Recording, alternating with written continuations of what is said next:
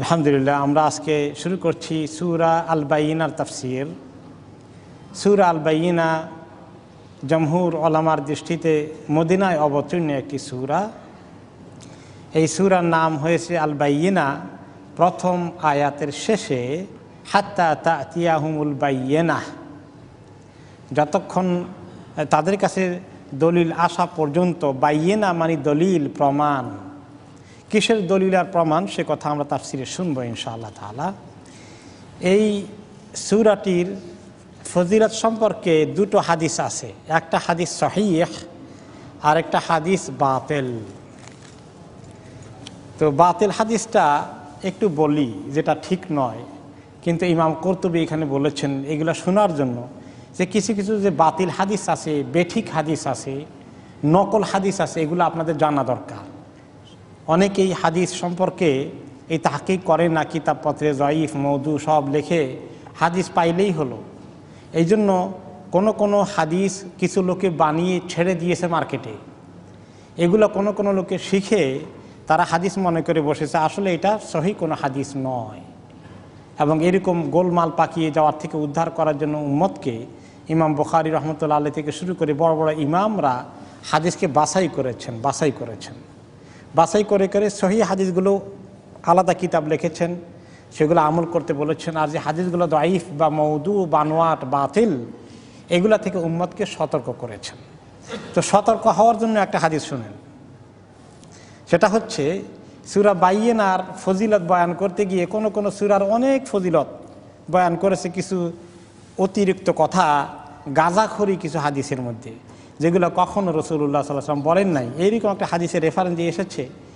তিনি নাকি বলেছেন, লাউ ইয়ালামুন নাসু মা ফি লাম ইয়াকুনিল্লাযিনা কাফারু মিন আহলিল কিতাব লা আত্তালুল আহলা ওয়াল মালা ফাতাআল্লামুহা। মানুষ যদি জানতো যে লাম ইয়াকুন সূরার মধ্যে কি কথা আছে, কি বক্তব্য আছে, এগুলা ঠিকমতো বুঝলে মানুষ পরিবার পরিজন, ছেলে মেয়ে, বাড়িঘর সব ফেলে সংসার ছেড়ে এই সূরাই শিখতে চাইতো, সূরার আমলই করতে চাইতো। আল্লাহ তাআলা এমন সূরা নাজিল করবেন যে মানুষ বাড়িঘর ছেড়ে কোথায় পালিয়ে যাবে। এরকম সূরা নাজিল করার জন্য আল্লাহ তাআলা কোরআন পাকে চিন্তা করেছেন নাকি? তারপরে ফাকাল রাজুল মিন খুজা ওয়া মা ফিহা মিনাল আজরি ইয়া রাসূলুল্লাহ, এরকম নাকি খুজার এক লোকে বলল, ইয়া রাসূলুল্লাহ, কি আছে এই সূরার মধ্যে, এত পুরস্কার, এত বড় প্রতিদান কি আছে? ক্বাল লা ইয়াকরাউহা মুনাফিকুন আবাদান, তিনি নাকি বলেছেন যে কোনো মুনাফিক এই সূরা পড়বে না। ওয়ালা আবদুন ফি কালবিহি শাক্কুন ফিল্লাহ, যার অন্তরে আল্লাহর ব্যাপারে সন্দেহ আছে সেই লোকও এই সূরা পড়বে না। আল্লাহি ইন্নাল মালাইকাতা আল মুকাররাবিনা ইয়াকরাউনাহা মুনযু খালাকাল্লাহুস সামাওয়াতি ওয়াল আরদ মা ইয়াফতুরুনা মিন কিরাআতিহা, আল্লাহর কসম, ফেরেশতারা আল্লাহ তাআলার কাছে যারা থাকে, একদম কাছের ফেরেশতা, মুকাররাবিন ফেরেশতা যারা আছেন, আল্লাহ যেদিন থেকে আসমান জমিন সৃষ্টি করেছেন সেদিন থেকে তারা এই সূরা শুধু পড়তেই আছে, পড়ছে আর পড়ছে, এই থামাথামি তাদের আর নাই। ওমা মিন আবদিন ইয়াকরাউহা ইল্লা বাআসাল্লাহু ইলাইহি মালাইকাতান ইয়াহফাযুনাহু ফি দীনিহি ওয়া দুনিয়াহ, এমন কোনো বান্দা নাই যে ব্যক্তি এই সূরা পড়া মাত্রই আল্লাহ তাআলা তার কাছে ফেরেশতা পাঠিয়ে দেন, তারা তাকে তার দিন এবং দুনিয়া সব কিছু পাহারা দেয়। ওয়া ইয়াদউনা লাহু বিল মাগফিরাতি ওয়ার রাহমা, আল্লাহ তাআলা কাছে তার জন্য মাগফিরাতের এবং রহমতের দোয়া করতে থাকে ফেরেশতারা। হাদরামি, যিনি এই হাদিসের অন্যতম রাবি, তিনি বলেন, ফাজিতু ইলা আবি আব্দুর রহমান ইবনে নুমাইর, আবু আব্দুর রহমান ইবনে নুমাইর একজন বড় আলেম ছিলেন, মুহাক্কিক, তাবিঈ আলেম। ফাআলকাইতু হাদাল হাদিস আলাইহি, আমি হাদিসটা এক লোক থেকে শুনে ওনার কাছে পেশ করলাম যে হাদিসটা কেমন লাগলো আপনার কাছে। ফাকালা হাদা কাদ কাফানা মুউনাতাহু, বললেন যে এই হাদিসের আমাদের দরকার নাই, ফালাও হাদিস এটা, ফালা তাউদ ইলাহি, খবরদার আর কোনোদিন এই হাদিসের কাছে যাব না। এখন বোঝা গেছে তো যে রং হাদিস, এটা বয়ানও করার দরকার নেই, শোনারও দরকার নেই, শোনানোরও দরকার নেই। আপনাদেরকে শোনালাম এই জন্য যে এইরকম হাদিসও আছে।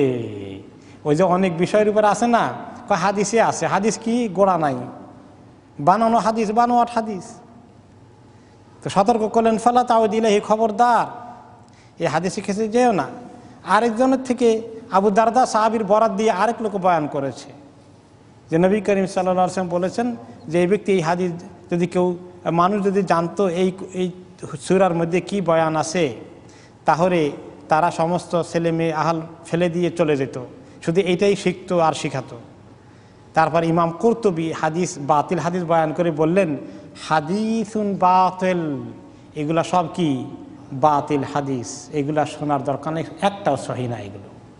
তারপরে তিনি বললেন, ওয়াইন্নামাল হাদিসুস সহিহ মা রুইয়া আন আনাস রাদিয়াল্লাহু আনহু, তবে এই সূরার ফজিলত সম্পর্কে একটা খাস হাদিস আছে, সহিহ হাদিস, যেটা আনাস রাদিয়াল্লাহু আনহু থেকে বর্ণিত হয়েছে। সাহাবী আনাস রাদিয়াল্লাহু আনহু বর্ণনা করেছেন এবং হাদিসটি বুখারী এবং মুসলিমে আছে, একদম পাক্কা সহিহ হাদিস। সেই হাদিসটা মনোযোগ দিয়ে শোনা দরকার, তাই না? সেই হাদিসটা হচ্ছে, আন্না নবী সাল্লাল্লাহু আলাইহি ওয়াসাল্লাম ক্বালা লি উবাই ইবনে কাব, নবী করিম সাল্লাল্লাহু আলাইহি ওয়াসাল্লাম সাহাবী উবাই ইবনে কাব রাদিয়াল্লাহু আনহুকে বললেন, ইন্নাল্লাহা আমারানি আন আকরা আলাইকা লাম ইয়াকুনিল লাযিনা কাফারু। শোনো উবাই ইবনে কাব, আল্লাহ তাআলা আমাকে একটা সূরা নাযিল করে দিয়ে বললেন আমি যেন সূরাটা তোমাকে পড়ে শোনাই, তোমাকে যেন সূরাটা পড়ে শোনাই দেই। ক্বালা সাম্মান ইলাকা, তিনি বললেন যে আল্লাহ আমার নাম মেনশন করে আপনাকে বলছে এটা? ক্বালা নাম, তিনি বললেন যে আল্লাহ তাআলা তোমার নাম মেনশন করে বলেছে। ফাবাকা, সাহাবী উবাই ইবনে কাব রাদিয়াল্লাহু আনহু কাঁদতে লাগলেন। দুঃখে কাঁদলেন না খুশিতে কাঁদলেন? খুশিতেও কান্না আসে মানুষের, সুবহানাল্লাহ। কারো ছেলে হারিয়ে গেছে, 10 বছর পরে যদি ছেলেকে পায়, জড়াইয়ে ধরে হাসে না কাঁদে? কাঁদে কেন? এখন তো সুখ করা, সুখের কান্নাও আসে, সুবহানাল্লাহ। যে আল্লাহ তাআলা আমার নাম মেনশন করে আপনাকে বলছে সূরাটা শোনাই দিতে, সুবহানাল্লাহ। কি মর্তবা আল্লাহ তাআলা দিয়েছেন। আল্লাহ তাআলা মানুষকে কিভাবে মহব্বত করেন, সুবহানাল্লাহ। মানুষকে আল্লাহ তাআলা মহব্বত করেন কিনা? করেন। ইয়া আল্লাহ, মানুষকে আল্লাহ তাআলা এমন মহব্বত করেন। একটা সহিহ হাদিসে এসেছে যে আল্লাহ তাআলা যখন কোনো বান্দাকে মহব্বত করেন, তখন আল্লাহ তাআলা জিবরাইল আলাইহিস সালামকে বলেন, হে জিবরাইল শোনো, আমি অমুককে মহব্বত করি, তুমিও তাকে মহব্বত করো। জিবরাইল আলাইহিস সালাম এই কথা শুনে তাকে মহব্বত করা শুরু করেন এবং তিনি আসমানে সকল ফেরেশতা মাখলুককে ডেকে বলেন, শোনো, আল্লাহ তাআলা অমুক বান্দাকে মহব্বত করেন, তোমরা সবাই তাকে মহব্বত করো। তখন আসমানে সকল ফেরেশতারা তাকে মহব্বত করা শুরু করে দেয়, সকল মাখলুক তাকে মহব্বত করেন, তার জন্য আল্লাহর কাছে দোয়া করতে থাকেন। আর শেষ পর্যন্ত শুধু আসমানে নয়, জমিনেও আল্লাহ তাআলা মানুষের মধ্যে, দিলের মধ্যে তার মহব্বত ঢেলে দেন, তারা মহব্বত করা শুরু করে দেয়, জমিনেও তার মহব্বত শুরু হয়ে যায়। তবে আবার মনে করবেন না কাফের বেদিন আপনাকে মহব্বত করা শুরু করে দিবে, তাহলে খবর বেশি ভালো না। দিনের দুশমনরা যদি আপনার মহব্বত করে, তাহলে খবরটা কি ভালো? এটা খুব খারাপ খবর। কারণ নবী করিম সাল্লাল্লাহু আলাইহি সাল্লামকে আল্লাহ তাআলা মহব্বত করেছেন কিনা? ওনাকে জিবরাইল আলাইহিস সালাম মহব্বত করেছেন কিনা? ওনাকে আসমানের সমস্ত ফেরেশতারা মহব্বত করেছেন। জমিনের মুসলমানরা, মুমিন দিনদার লোকেরা ওনাকে মহব্বত করেছে কিনা? করেছেন। আবু জাহেল মহব্বত করেছেন না। আবু জাহেল, আবু লাহাবের মহব্বত যদি কেউ চায়, তাহলে তার কপাল খারাপ, তাহলে সে আল্লাহর কাছে ক্রিমিনাল, সে আল্লাহর মহব্বতের পাত্র না। ঠিক তেমনি ওই হাদিসে আবার এসেছে, মুসলিম সহিহ মুসলিমের রিওয়ায়াতে এসেছে অতিরিক্ত, আল্লাহ তাআলা যদি কাউকে ঘৃণা করেন, কারো প্রতি আল্লাহ তাআলা কাউকে প্রচণ্ডভাবে অপছন্দ করেন, তখন আল্লাহ তাআলা জিবরাইল আলাইহিস সালামকে ডেকে বলেন, জিবরাইল, আমি অমুককে সাংঘাতিকভাবে অপছন্দ করি, এই জালিমকে খুব ঘৃণা করি, তুমি তাকে ঘৃণা করো, অপছন্দ করো। জিবরাইল আলাইহিস সালাম তাকে ঘৃণা করেন, অপছন্দ করেন। তারপরে তিনি আসমানে সকল মাখলুক ফেরেশতাকে ডেকে বলেন, অমুককে আল্লাহ তাআলা খুবই ঘৃণা করেন, অপছন্দ করেন, তুমিও তাকে হেট করো, তোমরা সবাই তাকে হেট করো, সবাই তাকে হেট করে। এরপরে জমিনের মধ্যে আল্লাহ তাআলা তার অপছন্দ ছড়িয়ে দেন, দুনিয়া মানুষ তাকে সিসি করে, অপছন্দ করে। তাই বলে জমিনের নেককার দিনদার বান্দাকে কাফের বেদিন মহব্বত করে? তারা মুমিনরা মহব্বত যাদেরকে করে, কাফেররা তাদেরকে কি করে? ঘৃণা করে। এই জন্য কিছু লোক আছে যে সারা দুনিয়ার সবার কাছে মহব্বতের হইতে চায়, না, সবার কাছে মহব্বতের হওয়া যায় না। দিনদারদের কাছে মহব্বত হওয়ার একটা ক্রাইটেরিয়া, আর যারা দিনের দুশ্মন তারা যদি মহব্বত শুরু করে এটা আরেক ক্রাইটেরিয়া। এটা খুব খারাপ জিনিস। যাই হোক, আল্লাহ তাআলা মানুষকে মহব্বত করেন, এই প্রমাণ পাওয়া গেল সাহাবী উবাই ইবনে কাব রাদিয়াল্লাহু আনহুর হাদিস। এই হলো সহিহ হাদিস এই সূরার ফজিলত সম্পর্কে। সূরার ফজিলত সম্পর্কে কোনো বাংলা উর্দুতে অনেক বই কিতাব আপনারা পাবেন যে প্রত্যেক সূরার অনেকগুলো ফজিলত লেখছে। এই ফজিলতের মধ্যে কিছু কিছু সূরার কিছু ফজিলত আছে, কিন্তু খুব কম সূরার ফজিলতগুলো সহিহ হাদিসে প্রমাণ। বেশি বেশি ফজিলতের হাদিসগুলো বানানো, মন গড়া, বাতিল হাদিস। এই ব্যাপারে আমি অল্প করে কিছু লিখছি বাংলায় আমার খুতবার কিতাবে, আপনারা দেখছেন হয়তো, এই যে বানোয়াট হাদিস সম্পর্কে। তো এই ওলামায়ে কেরাম যখন দেখলেন যে অনেক বানোয়াট হাদিস এই হাদিসের কোরআনে বিভিন্ন সূরার ফজিলত সম্পর্কে পাওয়া যায়, খুঁজে খুঁজে কিছু লোককে বাইর করলেন, এগুলো আবিষ্কার করে কে, একজনকে ধরলেন। এই লোকটা অনেক ফজিলত আবিষ্কার করেছে, বহু সূরার বিভিন্ন ফজিলত নিয়ে এসে অনেকগুলো হাদিস লিখে ফেলছে। তাকে ধরা হলো, তুমি এগুলো পাইলা কই? আমি এগুলো সব বানাইছি। বানাইয়ে বলছে ক্বালা রাসূলুল্লাহ সাল্লাল্লাহু আলাইহি ওয়াসাল্লাম। ইয়া আল্লাহ, কত বড় মারাত্মক কথা। তো তাকে জিজ্ঞাসা করা হলো যে তুমি যে এই হাদিস বানালা, এটা তো আল্লাহ নবী বলেন নাই, তুমি ওনার নামে চালিয়ে দিলা, কেন হাদিস বানালা? তোমার উদ্দেশ্য কি? আমার উদ্দেশ্য মোটেই খারাপ না, উদ্দেশ্য খুব ভালো। কি উদ্দেশ্য? বলে যে আমি দেখি যে মানুষ নাহু, সরফ, ফিকহের কিতাব এগুলো নিয়ে ব্যস্ত আছে, কোরআন শরীফ বেশি লোকে পড়ে না। যে কোরআন পড়ার জন্য উৎসাহিত করতে অনেক ফজিলত আবিষ্কার করে যোগ করে দিছি, যেন হাদিস মনে করি বেশি খুব বেশি করে কোরআন শরীফ পড়ে। তো নিয়তটা খুব ভালো না? নিয়ত ভালো, উদ্দেশ্য ভালো হলেই চলবে। তরিকা কি হওয়া লাগবে? পদ্ধতি, তরিকা, মেথোডোলজি, কর্মপদ্ধতিটাও সহি হওয়া লাগবে। খালি নিয়ত সহি হলে হবে না। এই জন্য নিয়ত সহি হওয়া সাথে সাথে কর্মসূচি, কর্মপদ্ধতিটাও সহি হওয়া লাগবে। তো এরকম কিছু লোকে এই কাজ করেছে, এটা ঠিক হয় নাই। সে যে জানে না, তার ইলমের কমতি, খালি এটাই দেখলো লোকেরা কোরআন শরীফ কম পড়ে, কিভাবে কোরআন শরীফের দিকে মন ঝুঁকানো যায়, এই জন্য ফজিলতের কাহিনী বলো খালি। সে ভুলে গেল যে এইটা বড় গুনাহ।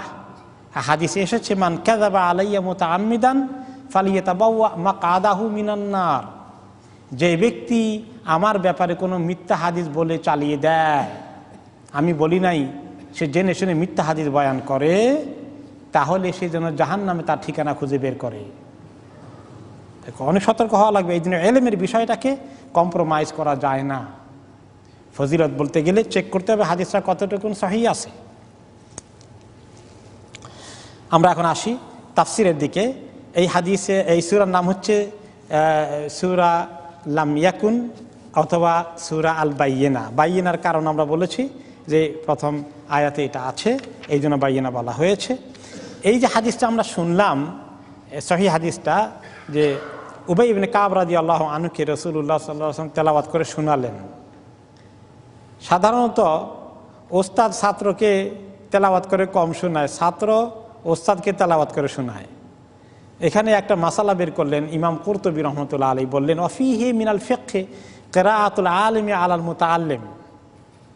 যে ছাত্র ওস্তাদের কাছে শুধু কিতাব পড়বে না, ওস্তাদও মাঝে মধ্যে পড়তে পারেন ছাত্রদের কাছে।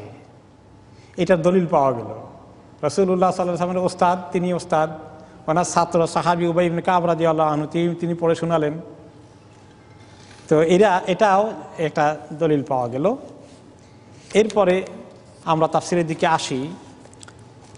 প্রথম আয়াতের অর্থ, সরল অর্থ হচ্ছে লাম ইয়াকুনিল্লাযীনা কাফারু মিন আহলিল কিতাবি ওয়াল মুশরিকিনা মুনফাকিনা হাত্তা তা'তিয়াহুমুল বায়্যিনা। যারা কুফরি করেছে, আহলে কিতাবের অনুসারী যারা কুফরি করলো, আর মুশরিকিন যারা কুফরিতে লিপ্ত থাকলো, মুশরিকরা, এরা সবাই থামবে না, থামলো না, অথবা তারা এই থেমে যায়নি যতক্ষণ না তাদের কাছে এই দলিল প্রমাণ না এসেছে। অর্থাৎ তারা যে এই কুফরির কাজ অব্যাহত রাখলো, এটা বিনা ইলমে না জেনে এই কুফরি করে নাই, জেনে শুনে কুফরি করেছে।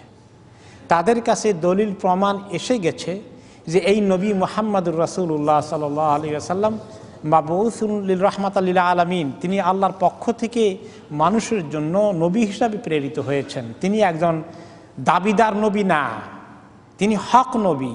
এটা প্রমাণ হওয়া আবু জাহল আবু লাহাবের কাছে কোনো কষ্টের বিষয় ছিল না।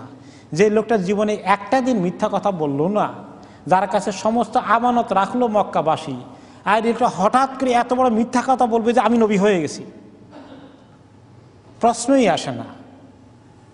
আমার কাছে কোরআন চলে এসেছে, তাহলে তাদের কাছে প্রমাণিত হয়েছে যে তিনি হক নবী। তাদের কাছে প্রমাণিত হয়েছে এই কোরআন যে তিনি তেলাওয়াত করে শোনান, এগুলো ওনার বানানো কথা নয়। এই দলিল প্রমাণ পাওয়ার পরে গিয়ে তারপরে তারা কি করলো, তারা এই কোরআন বা তারা ছাড়লো না, এই কুফরির কাজ বন্ধ করলো না। দলিল আসার পরেও কুফরি কাজ অব্যাহত রাখলো। দুই গোষ্ঠীর কথা আল্লাহ তাআলা এখানে বলেছেন। এক গোষ্ঠী হচ্ছে আহলুল কিতাব, আর এক গোষ্ঠী হচ্ছে মুশরিকিন। আহলুল কিতাব বলতে তাই সেখানে কয় গ্রুপ আছে? দুই গ্রুপ, ইহুদি এবং নাসারা, এই দুই গ্রুপ। আর মুশরিকিনদের মধ্যে তো যত রকমের আর মূর্তি পূজারী, অগ্নি পূজক, সমস্ত কিছু যারাই শিরক করে সবাই মুশরিক হিসাবে চলে আসে। যদিও আহলে কিতাব ও মুশরিকের ভিতরে ঢুকে, কারণ তারাও শিরক করে। কিন্তু এখানে তাদেরকে শিরক করার পাশাপাশি উল্লেখ করা হয়েছে আহলুল কিতাব এই জন্য যে তারা তাদের একটা আলাদা স্ট্যাটাস বিভিন্ন কারণে ফিকহের মাসাইলে দেওয়া হয়েছে। আল্লাহ তাআলা তাদেরকে কিছু একটা স্ট্যাটাস দিয়েছেন যদিও তারা মুশরিক। এখন দলিল আসার পরে, দলিল প্রমাণ আসার পরে তারা কি করলো? কুফরির কাজ অব্যাহত রাখলো, থামলো না, কুফরি বন্ধ করে দিল না। সুস্পষ্ট দলিল প্রমাণ পাওয়ার পরেও ইয়ারিফুনাহু কামা ইয়ারিফুনা আবনাআহুম, আল্লাহ তাআলা অন্য আয়াতে বলেছেন তিনি যে হক নবী মুহাম্মদ সাল্লাল্লাহু আলাইহি ওয়াসাল্লাম, তারা এত ভালো করে জানে, এত ভালো করে চিনে যে তাওরাত ইনজিলে যে লক্ষণগুলো বলে দেওয়া হয়েছে, আখিরি নবীর জামানা আসার টাইমে কি কি লক্ষণ থাকবে, ওনার ব্যক্তিগত জীবনে কি ধরনের পরিচয় থাকবে, অনেক লক্ষণ আছে। ইয়াতি মিন বাদি ইসমুহু আহমদ, আমার পরে নবী আসবেন তার নাম আহমদ থাকবে, মোহাম্মদ আহমদ একই রুট থেকে নেওয়া। তাদের ছেলেদেরকে যেভাবে চিনে এই নবীকেও সেভাবে চিনে যে তিনি হক নবী। তারপরে জেনে শুনে তারা এই কুফরির কাজ করতে থাকলো। দলিল প্রমাণ এসেছে। কি দলিল প্রমাণটা? তার ব্যাখ্যা পরে আয়াতে আসছে। রাসূলুম মিনাল্লাহি ইয়াতলু সুহুফাম মুতাহহারা, যিনি বলেন তিনি নবী, তিনি রাসূলুম মিনাল্লাহ, আল্লাহ তাআলার অ্যাপয়েন্টেড রাসূল। আল্লাহ তাআলা তাকে অ্যাপয়েন্টমেন্ট দিয়ে পাঠিয়েছেন। তিনি নিজে তো দাবি করেননি। 40 বছরের আগে তিনি কোনোদিন প্ল্যান করেন নাই যে তিনি নবী হবেন, নবুয়ত দাবি করবেন। এই সমস্ত চিন্তাভাবনা তিনি করেছেন? বসে বসে প্ল্যান করেছেন? কারোর সঙ্গে আলাপ করেছেন যে আমি তো নবী হতে যাচ্ছি? কোনোদিন সেই চিন্তাই করেন নাই। আল্লাহ তাআলা গারে হেরায় 40 বছর বয়সে ওনাকে অ্যাপয়েন্টমেন্ট দিলেন। হ্যাঁ, রাসূলুম মিনাল্লাহ, আল্লাহর পক্ষ থেকে নিয়োজিত, নিয়োগপ্রাপ্ত নবী। আর তিনি কি করেন? ইয়াতলু সুহুফাম মুতাহহারা, তিনি তেলাওয়াত করে শুনান সহিফাগুলো থেকে, যেগুলো পাক পবিত্র। কোরআনে পাক যে লেখা আছে লাউহে মাহফুজের মধ্যে, যে বোর্ডে লেখা আছে, যে সহিফার মধ্যে লেখা আছে, সেগুলো ওনাকে পড়ে শোনানো হয়। জিবরাইল আলাইহিস সালাম পৌঁছে দেন, তিনি সেগুলো তাদেরকে পড়ে পড়ে শোনান। সেই কথাগুলো সূরা থেকে বিভিন্ন আহকামগুলো, রুলসগুলো, নিয়ম কানুন পদ্ধতিগুলো বিভিন্ন চ্যাপ্টারে তাদেরকে শোনান। এগুলা যেমন মুতাহহারা, পাক পবিত্র, নাজাস থেকে, পাক পবিত্র শিরক থেকে পরিপূর্ণ হক কথাগুলো তিনি তাদেরকে পড়ে পড়ে শোনান। তিনি মানুষ হিসাবে আল আমিন, বিশ্বস্ত। আর যে তেলাওয়াত করে শোনান, এটাও সে জিনিসটা অত্যন্ত পবিত্র, পাক, হক কথা। সেই দলিল প্রমাণ পাওয়ার পরে তারা ডিনাই করে। ফিহা কুতুবুন কাইয়্যিমা, এবং সেই ওয়াহির মধ্যে কুতুবুন কাইয়্যিমা, অত্যন্ত মজবুত, হক, সহি, মুস্তাকিম কথাবার্তাগুলো আছে। কুতুব বলতে কিতাবের বহু বচন, বই পুস্তক বোঝানো হয় নাই, বরঞ্চ এখানে কুতুব বলতে বোঝানো হচ্ছে আহকাম, যে সমস্ত হুকুমগুলো তিনি নাজিল করে শোনান, যে সমস্ত ফরমান তিনি আল্লাহর পক্ষ থেকে শোনান, এগুলোকে কুতুব বলা হয়েছে। অর্থাৎ কিতাব আকারে লেখার মতো যে নিয়ম কানুনগুলো, শরীয়তের হুকুম আকাম বলে দেন, এগুলো প্রত্যেকটি কাইয়েমা, অত্যন্ত মজবুত সহি কথা। এই কথাগুলোর মধ্যে লা রাইবা ফি, কোনো সন্দেহ নাই। যালিকাল কিতাবু লা রাইবা ফি, এত একটা ভেরি নিরেট সত্য হক কথা তিনি তাদেরকে পড়ে শোনান, এগুলোর দিকে ডাকেন, আর এগুলো জেনে শুনে তারা শেষ পর্যন্ত কি করলো? ডিনাই করলো, কুফরি তারা থামায় না। ওয়ামা তাফাররাকাল্লাযীনা উতুল কিতাবা ইল্লা মিন বাদি মা জাআতহুমুল বায়িনাহ। উতুল কিতাব, যাদেরকে কিতাব দেওয়া হয়েছে, এরাও মক্কার মুশরিকদের তুলনায় এরা তো আরেকটু বেশি নলেজেবল ছিল।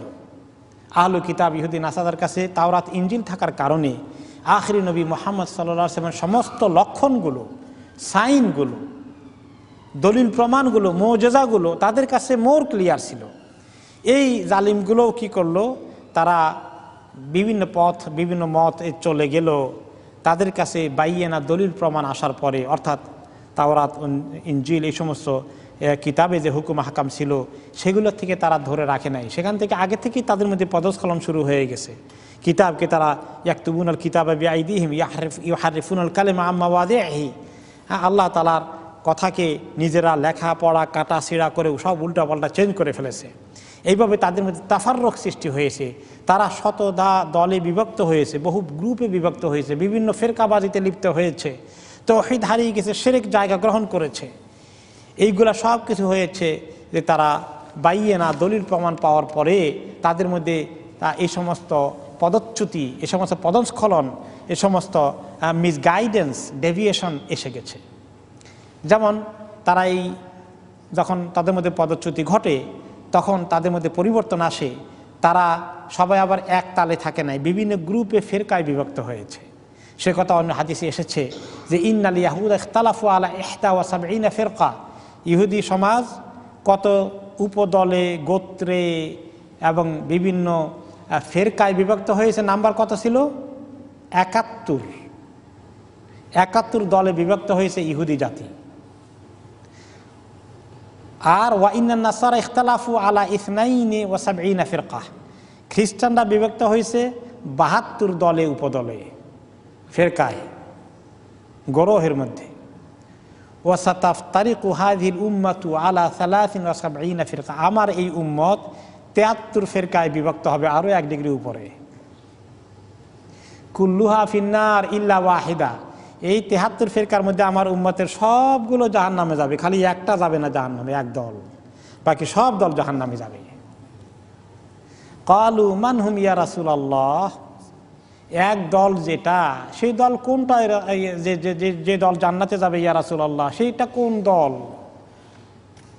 ক্বালা মা আনা আলাইহি ওয়া আসহাবি, আমি আর আমার সাহাবী যে দলে আছি তারা সেই দলে যাবে, সেই দলে থাকবে। তো উনি আর ওনার সাহাবীরা যে দলে আছেন সেটাকে পরবর্তী পর্যায়ে ব্যাখ্যা করা হয়েছে আহলুস সুন্নতি ওয়াল জামাআহ। তার মানে কি, যারা সুন্নতকে অনুসরণ করে, যারা ওই আসল জামাতকে, সাহাবাদের জামাতকে অনুসরণ করে। এখন আমাদের দেশে যারা বেশি বিদআত করে তারা হয়ে গেছে আহলে সুন্নতি ওয়াল জামাআহ। দেখতে পাচ্ছেন তো, সুন্নত মানে হলো হাদিসকে যারা অনুসরণ করে, সাহাবীদের তরিকার উপরে যারা থাকে। সাহাবীদের তরিকা যারা ছিল, সাহাবীরা এরকম ইয়া নবী সালাম আলাইকা মিলাদ শরীফ করছেন নাকি? তাহলে আহলুস সুন্নাত ওয়াল জামাত হলো কেমনে? এই হলো মানুষের দুর্ভাগ্য যে তারা সাহাবীদের তরিকাকে বাদ দিয়ে নিজেরা সুন্দর সুন্দর ইবাদতের অনেক নকশা বানিয়েছে। ইবাদতের তরিকা মনে হয় সাহাবীদের এত জানা ছিল না, ওনাদের যত জানা আছে। তো সাহাবীরা যে তরিকায় নবী করিম সাল্লাল্লাহু আলাইহি ওয়াসাল্লাম থেকে দোয়া শিখেছেন, যে তরিকায় দরুদ সালাম পাঠানো শিখেছেন, তার চেয়ে আখিরি জমানায় 100, 200, 500, 600 বছর পরে কিছু কিছু আলেম ওলামা কি বেশি করে জানতে পারবেন? যেটা রাসূলুল্লাহ সাল্লাল্লাহু আলাইহি ওয়াসাল্লাম শিখান নাই, এরকম আমল করলে সেটা কি আল্লাহ তাআলার কাছে কবুল হবে না? তো এই উম্মতের মধ্যে ডেভিয়েশন, বিভ্রান্তি, পথচ্যুতি কিভাবে ঘটবে এখন বুঝতে পেরেছেন তো? সাহাবীদের তরিকা ছেড়ে দিলে, হাদিসের তরিকা ছেড়ে দিলে নিজেদের মন গড়া তরিকা জায়গা নিবে, সমাজের তরিকা জায়গা নিবে, বাপ দাদার রসুল রেওয়াজ জায়গা নিবে। হ্যাঁ, বাপ দাদা শত শত বছর থেকে করে আসছে, আমাদের দেশে শত শত বছর থেকে করে আসছে, খালি ওইটা দলিল, সুন্নত কই হাদিস কই তার খবর নাই। এখন এই হাদিসটা শুনলাম, আল্লাহ তাআলা যে বললেন যে কিতাবওয়ালারা কিতাব পাওয়ার পরে, দলিল প্রমাণ পাওয়ার পরে ইখতিলাফ করে করে খামাকা বিভিন্ন দলে উপদলে বিভক্ত হয়ে তারা ফেরকাবাজির সৃষ্টি করলো। এখন সেটা থেকে দূরে থাকতে হলে কোন তরিকায় থাকলে, মা আনা আলাইহি আসহাবি, যে নবী করিম সাল্লাল্লাহু আলাইহি ওয়াসাল্লাম বললেন যে আমার এবং আমার সাহাবীদের তরিকার উপরে কীভাবে থাকা যাবে, সেইটার খবর আল্লাহ তাআলা পরের আয়াতে দিচ্ছেন। কিভাবে চললে, কিভাবে তিনি ইবাদত করতে বলেছেন, কিভাবে দ্বীনদারি পালন করতে বলেছেন, তার গাইডেন্স আছে পরবর্তী আয়াতে। ওয়ামা উমিরু ইল্লা লিয়াবুদুল্লাহা মুখলিসিনা লাহুদ্দীন হুনাফা ওয়া ইউকিমুস সালাতা ওয়া ইউতুজ যাকাতা ওয়া যালিকা দীনুল কাইয়্যিমাহ। তাদেরকে নির্দেশ করা হয়েছিল, তাদেরকে আদেশ দেওয়া হয়েছিল শুধু এই যে ইবাদত করবে একমাত্র আল্লাহ তাআলার, মুখলিসিনা লাহুদ্দীন, দ্বীনকে, ইবাদতকে আল্লাহ তাআলার জন্য খাঁটি করে খালেস করবে। মুখলিসিনা লাহুদ্দীন, দ্বীনকে, এই দ্বীনের তাফসীর করা হয়েছে আল ইবাদাহ, আল্লাহ তাআলার কাছে শুধু ইবাদত করবে, মাথা নত করবে আল্লাহ তাআলার কাছে। দোয়া চাইবে কার কাছে? আল্লাহ তাআলার কাছে। নাকি মাজারের কাছে চাইবে? নাকি জিন্দা পীর মুর্দা পীরের কাছে চাইবে? আল্লাহ তাআলার কাছে চাইবে শুধু। দোয়াটা কি ইবাদত নাকি ইবাদত না? ইবাদত। হাদিসে কি বলেছে? আদ-দুআউ হুয়াল ইবাদা, দোয়াই হচ্ছে আসল ইবাদত। হাত পাতে যাহারে আমার এই জিনিসের দরকার, এটা আমাকে দেন, এইটা কার কাছে চাবো? আল্লাহ তাআলার কাছে। এটা আর কেউ দিতে পারবেন?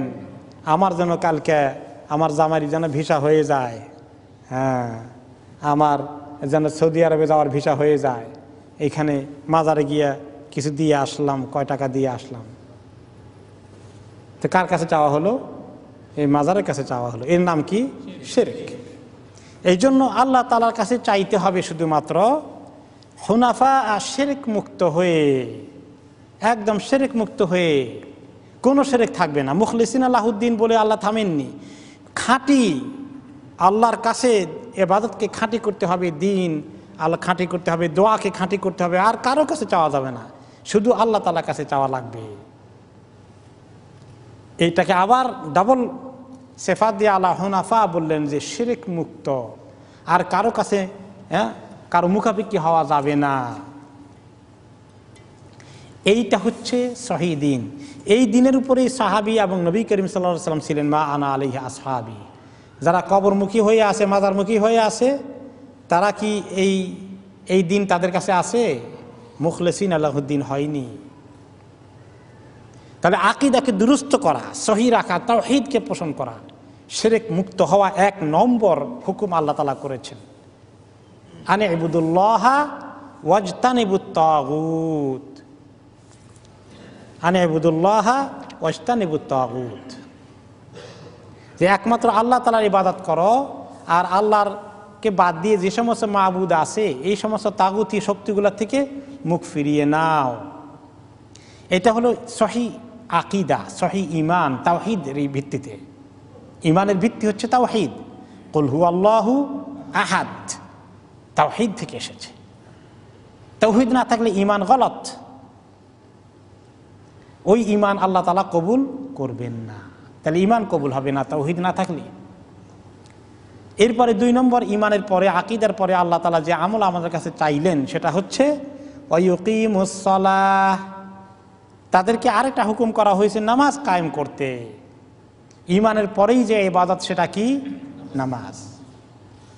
ওয়াহি আশরাফু ইবাদাতিল বাদান, শারীরিকভাবে শ্রেষ্ঠ ইবাদত, শারীরিক ইবাদতের নাম হচ্ছে নামাজ। মানুষের শরীর দিয়ে কষ্ট করে যে ইবাদতটা করে, সর্বোত্তম ইবাদত হচ্ছে শারীরিক ইবাদতের মধ্যে নামাজ। এরপরে 3 নম্বরে আল্লাহ তাআলা আরেকটি ইবাদতের কথা বললেন, ওয়া ইউতুজ যাকাহ, তারা যেন যাকাত প্রদান করে। ওয়াহিয়াল ইহসানু ইলাল ফুকারা ওয়াল মাহাওয়িজ ওয়াহিয়া আশরাফুল ইবাদাতিল মালিয়া, মালি ইবাদতের মধ্যে শ্রেষ্ঠ ইবাদত হচ্ছে মালি ইবাদতের মধ্যে যাকাত। এই জন্য কোরআনে পাকে আল্লাহ তাআলা আকিমুস সালাহ ওয়া আতুজ যাকাহ কতবার বলেছেন। এই দুটো শ্রেষ্ঠ ইবাদতের কথা এখানে বলা হলো। মানুষকে হুকুম করা হয়েছে সহি ঈমান আকীদা পোষণ করতে, আর নামাজ কায়েম করতে, আর জাকাত দিতে, এরপরে হুনাফা শিরক থেকে দূরে থাকতে, এই কাজগুলো যারা করবে, যাদের মধ্যে এইরকম ঈমান আছে, আকীদা আছে, যাদের মধ্যে এই আমলগুলো আছে, নামাজ আছে, জাকাত আছে, ওয়াযালিকা দীনুল কাইয়্যিমা, এইটাই হচ্ছে আসল মজবুত দিনদারি। যদি কোনো একটা মুমিনের আকীদা সহিহ থাকে, তাওহীদ শিরক নাই, নামাজ ঠিক রাখতে পেরেছে, জাকাত ঠিক মতো দেয়, মোটামুটি পাক্কা মুসলমান হওয়ার আশা বুনিয়াদ তার ভিতরে আছে, আলহামদুলিল্লাহ। আশা করা যায় এইরকম লোককে আল্লাহ তাআলা বাকি ইবাদত, রোজা, হজ সব কিছুই ঠিকঠাক মতো করার তৌফিক দান করবেন। এই তিনটার মধ্যে যদি গন্ডগোল থাকে, আকীদায় গন্ডগোল থাকে, নামাজে গন্ডগোল থাকে, জাকাতে গন্ডগোল থাকে, ঠিকমতো না দেয়, তাহলে তার দিনদারির মূল মজবুতি নাই, তাহলে তার সব নড়বড়ে হয়ে গেল। তার আসল খুঁটিগুলো, যদিও আমরা জানি আরকানুল ঈমান বা আরকানুল ইসলাম খামসা, ইসলামের 5টি স্তম্ভ আছে, তার মধ্যে হজও আছে, রমাদানও আছে, কিন্তু আসলে রমাদান তো সারা বছর না, হজও সারা জীবন না, কিন্তু আপনার এই মালি ইবাদতটা সারা বছর, বছরে একবার হলেও ওয়ামিম্মা রাযাকনাহুম ইউনফিকুন, মালি ইবাদত আল্লাহ চান সবসময় দান খয়রাত আমরা করি। আর নামাজটা প্রত্যেক দিন আসে, 365 দিনে 5 বার করি কমপক্ষে। এই 3টা জিনিস এই জন্য বড় আসাস দিনের। এগুলোর মধ্যে যদি ত্রুটি এবং গণ্ডগোল থাকে, ঠিক মতো না হয়, সহি তরিকা না হয়, তাহলে এই লোকের দিনদারি বলতে গেলে কিছুই নাই, দীনুল কাইয়্যিমা তার কাছে নাই, মজবুত দিন তার কাছে নাই। ইন্নাল্লাযীনা কাফারু মিন আহলিল কিতাবি ওয়াল মুশরিকিন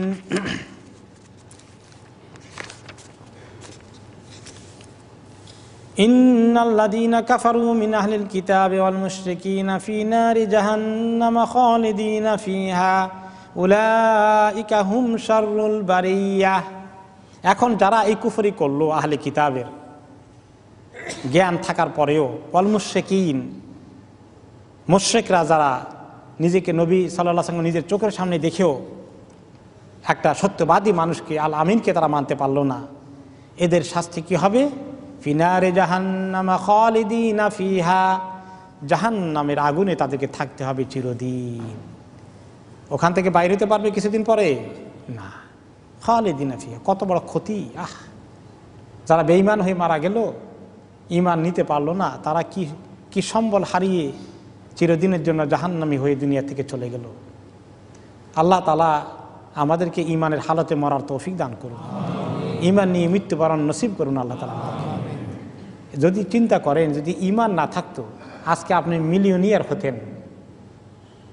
আপনার যদি বিশাল ইন্ডাস্ট্রি থাকে, আপনি যদি প্রেসিডেন্ট, প্রধানমন্ত্রী, মন্ত্রী টন্ত্রী অনেক কিছু হয়ে যান, যেগুলো হওয়ার পরে লোকেরা বলে, মুসলমান মন্ত্রী বলে, আমি হিন্দুও না মুসলমানও না। হায় হায় হায় রে আল্লাহ, মুসলমানের এত নিচে নামছে। এখন এই কথা বলার কারণে মানুষকে ঈমান থাকে? আর এখন এইরকম কথা করে তওবা না করে যদি মারা যায়, তাহলে কি হবে? ফিনারে জাহান্নামা খালিদিনা ফিহা। চিন্তা করে মানুষ যখন এগুলো বলে আর করে আর শুনে, কি ক্ষতি করে ফেললো, কত বড় ক্ষতি করে ফেললো। দুনিয়ার মসনদ, দুনিয়ার টাকা পয়সা, দুনিয়ার ক্ষমতা, দুনিয়ার আনন্দ, এসব শেষ হয়ে যায়। অনেক সময় মানুষ, সে নিজে কত মানুষকে দুনিয়া থেকে শেষ করে দিল, তার ছেলে পেলে তার চোখের সামনে যখন মারা যায়, তার কাছে কেমন লাগে? সে কি চিন্তা করে যে সে যদি দায়ী হয়ে যায় অনেক মানুষের মৃত্যুর জন্য, আর তার সামনে যেটা ঘটলো, তার নিজের কেউ প্রিয়জন মারা গেল, কেমন লাগে তখন? এই জন্য আল্লাহ তাআলা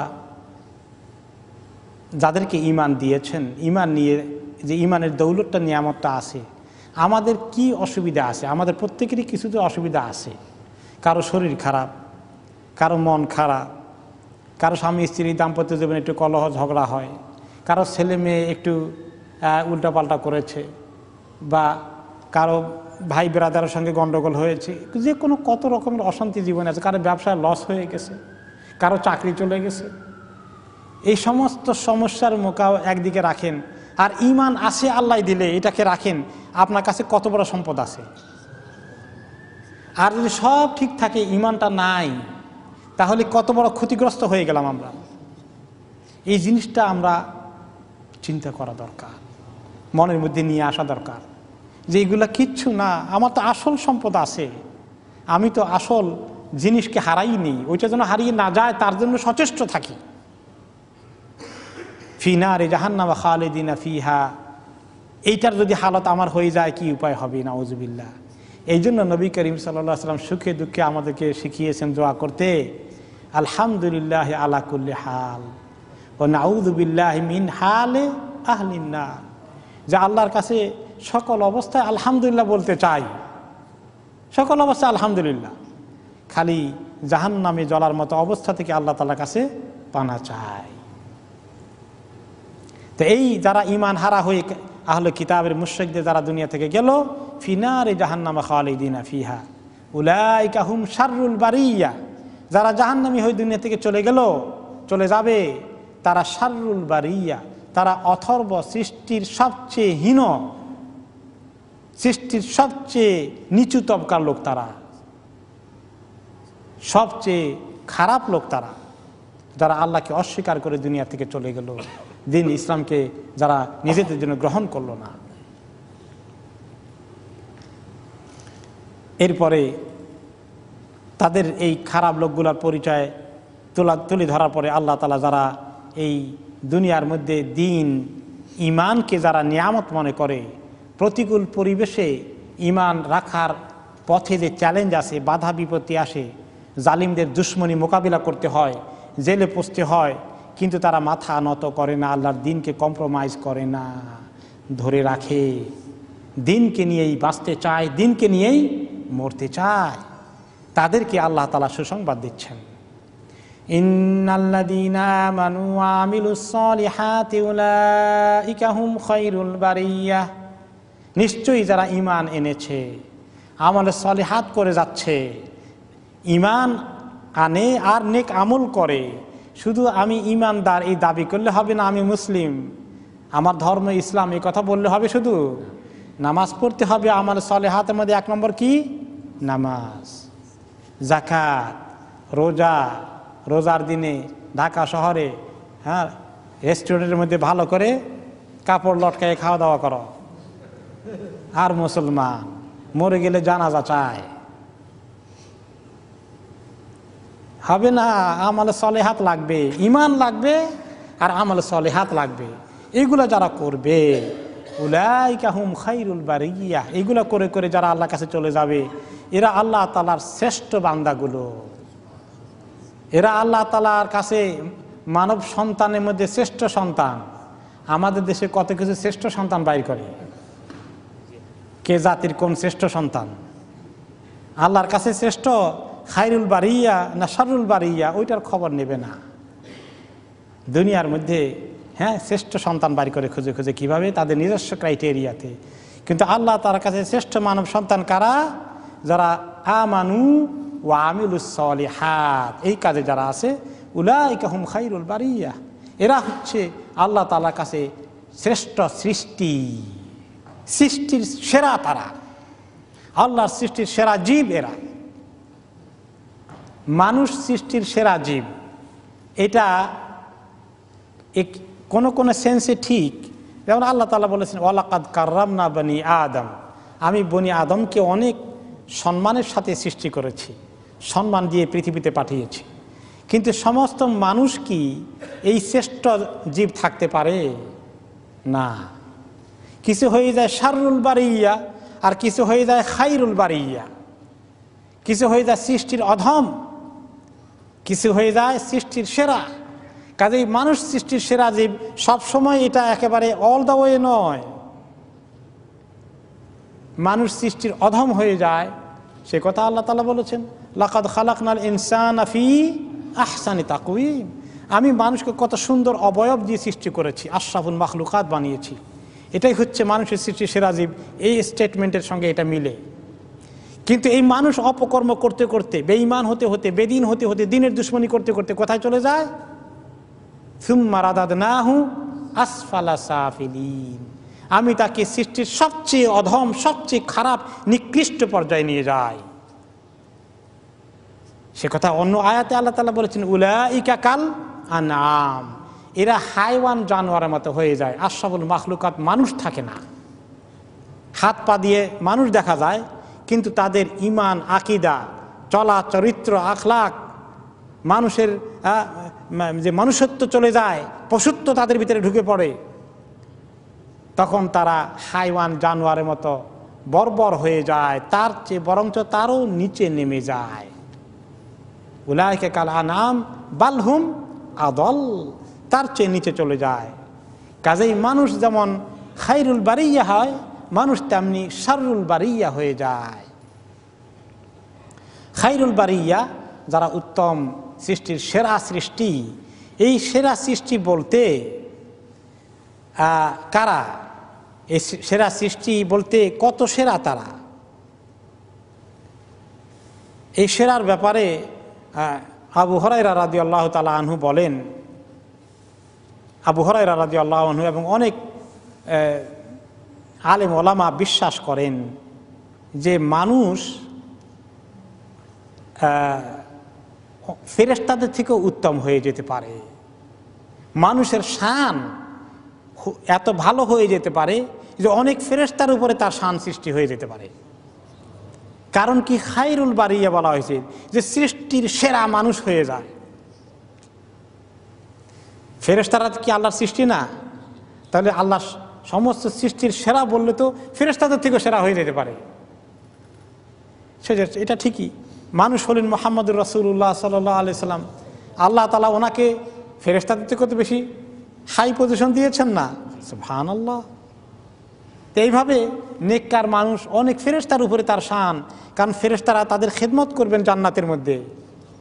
সালামুন কাওলাম মির রাব্বির রহিম, জান্নাতের গেটে ওয়েলকাম করবেন ফেরেশতারা মানুষকে, বনি আদমকে, কারণ তারা আল্লাহ তাআলার সৃষ্টির সেরা মান অ্যাচিভ করে, অর্জন করে তারা জান্নাতে এসেছেন।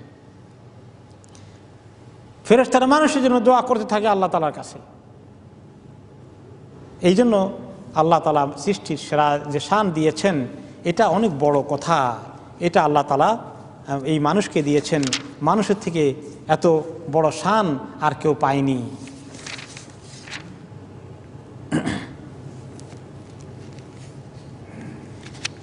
এরপরে আল্লাহ তাআলা যারা এই জান্নাতে যাবে সৃষ্টির সেরা এই মর্যাদা নিয়ে, তাদের পুরস্কারের কথা বলছেন। জাযাউহুম ইনদা রাব্বিহিম জান্নাতু আদন, তাদের জাযা আল্লাহ তাআলার কাছে হচ্ছে তাদের রবের কাছে জান্নাতু আদন। ওয়াকাদ ইস্তাদাল্লা বিহাদিল আয়া আবু হুরায়রা ওয়া তায়ফাতুম মিনাল উলামা আলা তাফতিলিল মুমিনিনা মিনাল বারিয়া আলাল মালাইকাতি। এই আয়াতে সুস্পষ্ট দলিল যে আল্লাহ তাআলা মুমিন, যারা উঁচু লেভেলের মুমিন হবেন, সিদ্দিকিন, শুহাদা, সালেহিন, তাদেরকে আল্লাহ তাআলা ফেরেশতাদের উপরেই শান দান করেছেন। তাদের জন্য আল্লাহ তাআলা জান্নাতু আদন তৈরি করেছেন। আদন মানে কি? আদন মানে হচ্ছে কোনো জিনিসের মধ্যে একদম মধ্যের জায়গাটা, মাঝখানের জায়গাটা। তাদের জন্য আল্লাহ তাআলা জান্নাতের মাঝখানে জায়গা তৈরি করেছেন, জান্নাতু আদন। আদনের আরেকটা অর্থ হচ্ছে শান্তি। জান্নাত শান্তির জান্নাত। তো এখন এই যে আমরা বেহেশত ঠিক করেছি, জান্নাতে আদন তার মধ্যে একটা। এখন শুধু আদনের মধ্যে শান্তি থাকে আর অন্য জান্নাতি খালি অশান্তি নাকি? তাহলে সব জান্নাতি জান্নাতু আদন। সব জান্নাতের মধ্যে আদন আছে, শান্তি আছে। তাদের জন্য আল্লাহ তাআলা জান্নাতু আদন এই শান্তির ঠিকানা তৈরি করেছেন জান্নাতের মাঝখানে। তাজরি মিন তাহতিহাল আনহারু খালিদিনা ফিহা আবাদা।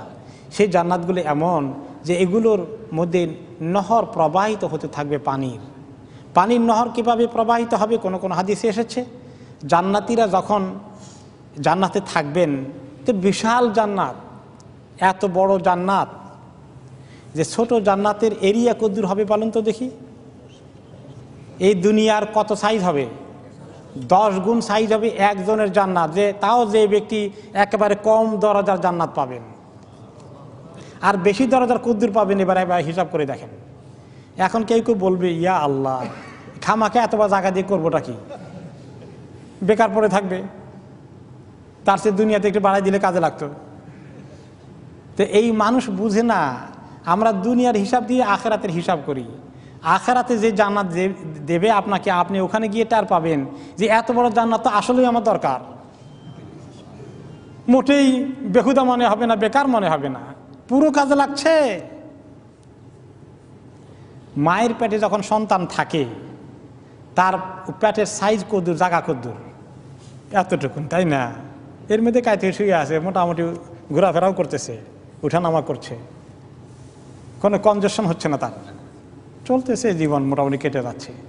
তাকে যদি কেউ বলে তুমি মায়ের পেট থেকে এমন এক দুনিয়ায় আসবা, সেই দুনিয়ার সাইজ মায়ের পেটের থেকে কত গুণ বড়, আমাকে হিসাব করে বলেন দেখি। Crore crore million million time গুণ বড়।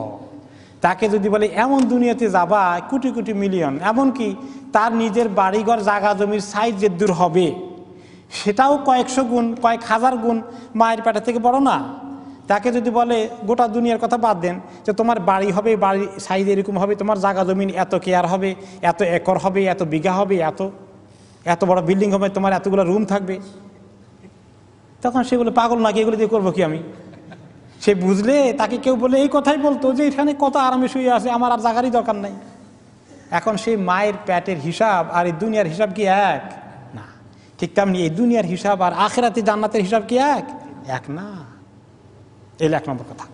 আরেকটি কথা হলো যে এই যে নহর কিভাবে চলবে। কোন কোন রেওয়ায়েতে এসছে যে এত বিশাল জান্নাতের এত এরিয়া, পানির নহরগুলো তাকে তার হাতে রিমোট কন্ট্রোলের মতো কিছু একটা থাকবে, ইশারা করবে শুধু, সে যেদিকে যাবে পানির নহর তার পেছনে পেছনে যাবে, এরকম করে করে অটোমেটিক সিস্টেম। সুবহানাল্লাহ। তাজরি মিন তাহতিহাল আনহার। কোথায় যাবে সে? সে ছাদের উপরে গেলেও সেখানে নহর চলে যাচ্ছে, নিচে নামলে নহর চলে আসতেছে, তাকে ফলো করতেছে। কেমনে সম্ভব? সে কেমনে কথা হলো, দুনিয়াতে কেমনে বিশ্বাস হয়, কারণ অটোমেটিক সিস্টেম। দুনিয়ার অটোমেটিক সিস্টেম অনেকে বিশ্বাস করে কি না? কোনো কোনো জায়গায় দেখবেন যে পানির ট্যাপ আছে, সেখানে কোনো ঘোরানো লাগে না, খালি হাত দিলেই পানি আসে, থেমে যায়। এটা বিশ্বাস হয় নাকি হয় না?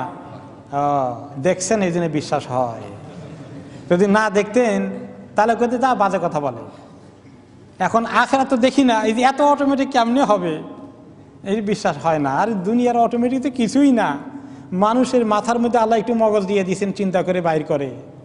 ও আল্লামা আদম আল আসমা কুল্লাহা, এগুলো দিয়ে দিয়েছেন আদম আলাইহিস সালামকে যেদিন সৃষ্টি করেছেন সেদিনই মাথার মধ্যে এগুলো ঢুকাই দিয়েছেন।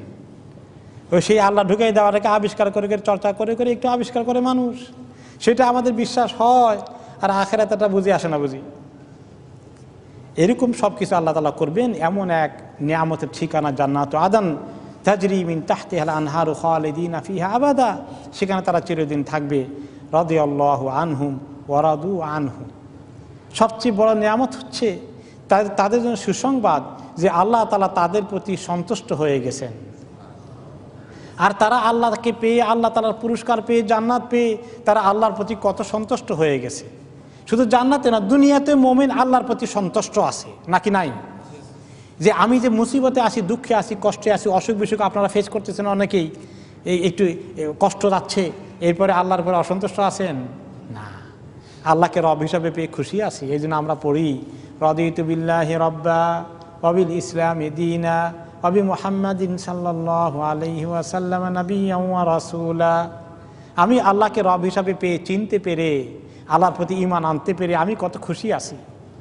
আল্লাহ আমার মাবুদ, আমি আল্লাহর ইবাদত করতে পারি, আল্লাহর কাছে সাজদা করতে পারি।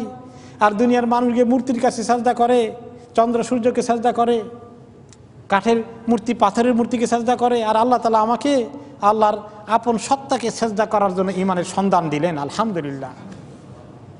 তাহলে আমরা দুনিয়াতে খুশি আছি। মুমিন আল্লাহ তাআলার এই ঈমান পেয়ে, ইলম পেয়ে, আমল পেয়ে, আল্লাহর এই দৌলত পেয়ে সে খুশি, দুনিয়াতেই খুশি। তাহলে মুমিন দুনিয়াতে খুশি, আখিরাতেও খুশি। আর আল্লাহ তাআলা বান্দাদের প্রতি দুনিয়াতে খুশি হয়েই তো আখিরাতে দেবেন জান্নাত। এবং তাদেরকে এখন আল্লাহ তাআলা হয়তো খবর দেন নাই আপনাকে যে আপনার প্রতি আল্লাহ খুশি আছেন না বেজার আছেন, কিন্তু আল্লাহ তাআলা আপনাকে খবর দিবেন এক সময়। কোন সময় দিবেন? যখন ইন্তেকাল হয়ে যাবে। ইন্তেকালের সময় আল্লাহ তাআলা খবর দিয়ে দিবেন, ইয়া আইয়াতুহান নাফসুল মুতমাইন্নাহ ইরজিই ইলা রাব্বিকি রাদিয়াতাম মারদিয়াহ ফাদখুলি ফি ইবাদি ওয়াদখুলি জান্নাতি। হে মুতমাইন নফস, আমার প্রতি ঈমান এনে তোমার মধ্যে যে ইতমিনান ছিল, তুমি ঈমানকে পেয়ে যে খুশি ছিলে, ইতমিনান ছিলে, এবং কষ্ট হলেও, সংগ্রাম করে হলেও, নির্যাতন মোকাবিলা করে হলেও তুমি যে ঈমানের পথে টিকে ছিলে, ইন্নাল্লাযীনা ক্বালু রাব্বুনাল্লাহু সুম্মা ইসতাকামু, ইস্তেকামত করেছিলে, এখন তোমার ইন্তেকাল হচ্ছে, তোমার জন্য সুসংবাদ, ইয়া আইয়াতুহান নাফসুল মুতমাইন্না, হে ইতমিনান অর্জনকারী নফস, ঈমান অর্জন করে ইতমিনান এসেছিল তোমার ইন্তেকাল যে এখন হচ্ছে, ইরজিই ইলা রাব্বিকি, তোমার রবের কাছে তুমি আসবে, তোমার রবের কাছে, তোমার রব তোমার অপেক্ষায় আছেন তোমাকে গ্রহণ করার জন্য, তোমাকে পুরস্কার দেওয়ার জন্য।